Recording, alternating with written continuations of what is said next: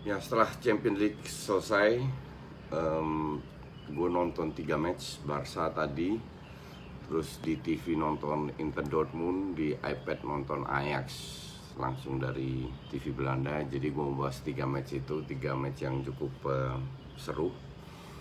Mulai mungkin dari Barcelona lawan Praha minggu lalu susah payah menang. Tapi hari ini main hancur-hancuran ya. Dan ini sebenarnya berlanjut dari beberapa match sebelumnya yang dilakukan oleh Barca.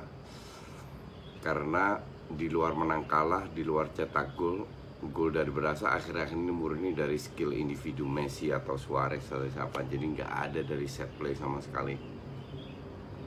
Yang gue nggak habis pikir 2 minggu yang lalu lu main sama tim yang sama, permainan nggak berubah. Pada saat mereka nge-press, mereka main man to man. Oke. Man to man di sepak bola ini space-nya itu kan gede. Itu harus bisa lebih dimanfaatkan, membuka ruang, karena lu pasti di cover sama lawannya. Lebih melebar ke sayap atau lebih rapat lagi main wall pass. Nggak dilakukan sama sekali. Dan yang bikin gue bingung sama pelatih ini, mereka itu defense-nya itu nyaris nempel ke garis tengah loh. 10 meter mungkin dari garis tengah, 15 paling top.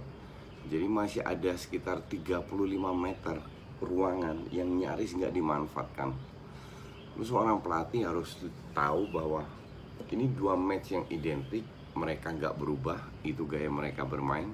Tapi dengan kualitas individu atau kualitas timnya Barca nggak bisa diatasi sama sekali. Jadi gue pertanyakan, ya sebenarnya nggak gue pertanyakan, gue udah tahu kapasitas Valverde seperti apa. Lu di depan punya Dembele yang sangat kenceng, lu punya Griezmann lumayan kenceng, lu punya Messi yang juga sangat kenceng. Oke? Pada saat lu sebagai tim yang bermain ball possession diberikan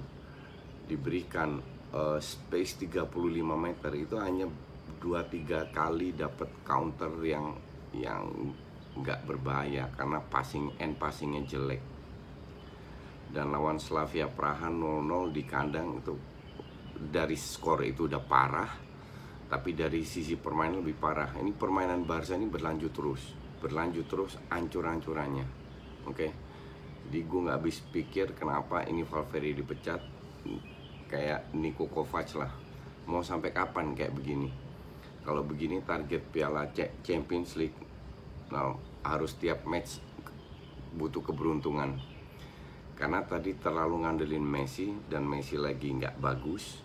Walaupun dia shoot kena tiang, harusnya dipasing ke Griezmann, posisinya lebih bagus. Tapi ya itulah Messi. Tapi intinya adalah ini Barca ini wah parah banget lah. Kalau nggak jadi juara di mana-mana gue nggak heran.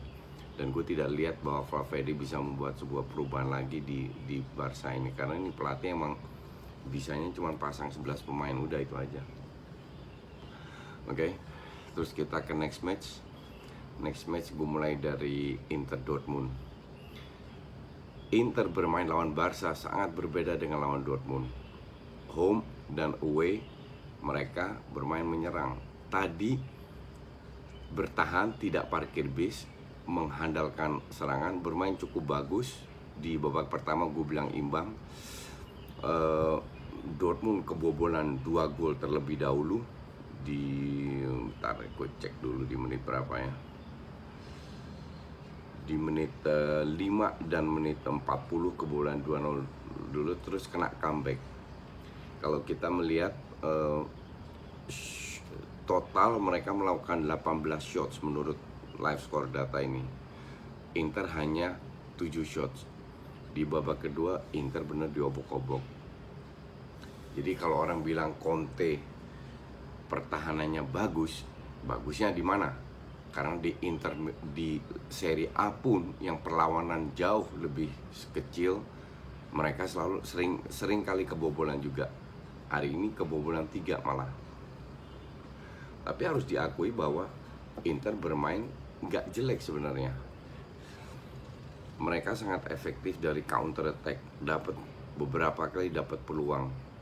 Hanya kalau lihat dari sisi strategi, definitely Dortmund satu level di atas Inter. Kalau nggak salah gue juga bilang sebelumnya, ini Inter bakal kalah di Dortmund.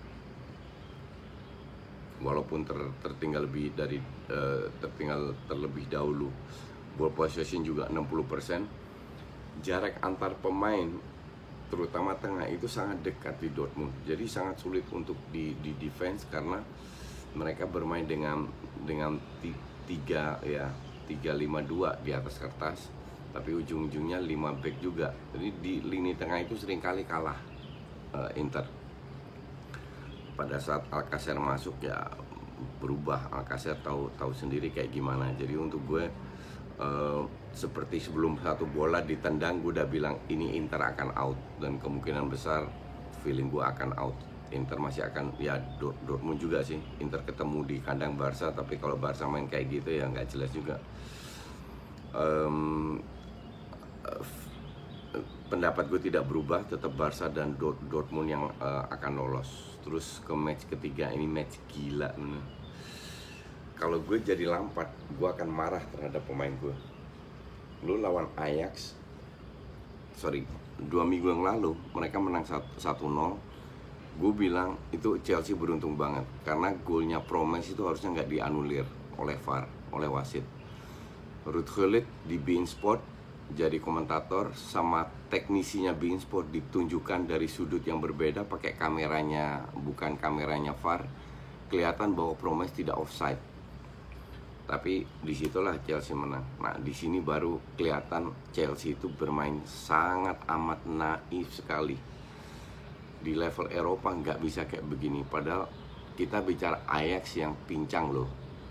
Pincang dalam arti nggak ada Frenkie de Jong, dan itu sangat berpengaruh. Nggak ada Lasse Schöne, dan tidak ada Matthijs de Ligt. Bahkan yang jadi center back hari ini itu Veltman yang biasanya main back kanan, sama Daley Blind yang biasanya Daley Blind center back di Ajax, tapi di timnas Belanda main back kiri. Tapi Daley Blind ini kan kecil sebagai center back, cuman dia bisa membangun serangan. Itu Chelsea asli diobok-obok. Di babak pertama tidak dapat peluang sama sekali, dan skor di babak pertama itu 1-3. Oke, lu bilang beruntung dapat own goal Tammy Abraham, setuju. Tapi berapa shots yang dilakukan oleh Chelsea di babak pertama? Nyaris nggak dapat. Terus kalau kita lihat Quincy Promes, golnya itu kesalahan defense dari Aspi kalau nggak salah ya, dimana dia datang dari belakang.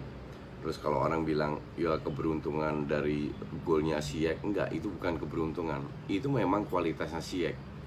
Presisi dari tendangannya Ziyech itu luar biasa. Orang-orang yang jarang nonton Liga Belanda kayak gue itu enggak akan bilang keberuntungan. Enggak, itu bukan keberuntungan. Bahwa dia kena Kepa, oke. Tapi itu memang Ziyech seperti itu. Makanya gue bingung kenapa Ziyech enggak pernah dipakai, enggak mau beli sama klub-klub luar. Bahkan assist ke gol kedua dari Promes dari Ziyech, gol keempat Donny van de Beek dari Ziyech. Ziyech itu pemain memiliki peran luar biasa di prestasi Ajax selama ini dan juga di Champions League musim lalu. Terus Chelsea balik ke 4-2. Pada saat itu di awal babak kedua mereka lebih agresif, layak dapat gol 4-2, tapi banyak peluang juga enggak. Benar-benar mengandalkan otot aja, agresivitas, sampai kejadian 2 kartu merah. Kalau dari Blind gue masih paham lah, kartu kuning, Blindnya tolol, kartu merah, 1 kartu merah. Habis itu dia shoot keras ke tangannya Veltman gak gerak sama sekali, dikasih penalti sama kartu merah. Ini wasit sarap ini. Ditambah extra time, beruntung untuk Ajax cuma 4 menit, minimalnya harusnya 6 menit. Ini aku gak habis pikir sama wasit Italia ini. Terus yang bikin lebih lucu lagi, mereka dapat penalti, 2 penalti dari 4 gol itu dari dua penalti. Terus 4-3 skor. Dapat shooting setelah heading kena mistar, jadi 4-4. Gol Aspi dianulir, layak dianulir kan, Tammy Abraham Hens. Tapi semenjak itu Ajax itu menyerang loh. Dengan 9 orang masih dapat 1 peluang emas. Kalau nggak salah dapat 2 corner kick juga. Dengan 9 orang. Lu sebagai tim di kandang sendiri yang yang gue selalu puji permainan Chelsea. Cuman di Eropa permainan ini cara bermain Chelsea nggak bisa kayak begitu. Dan Lampard hari ini diberi pelajaran yang sangat berharga. Beruntung mereka dapat 1 poin. Sangat berharga bahwa lawan tim kayak Ajax yang rajanya ball possession, lu nggak bisa main high press seperti ditunjukkan di babak pertama.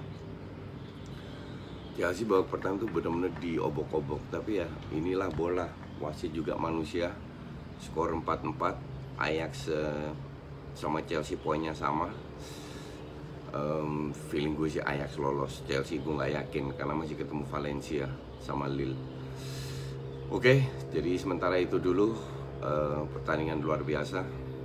Kita lihat besok kalau ada match bagus akan gue bikin video lagi. Sekarang gue mau tidur. Thank you.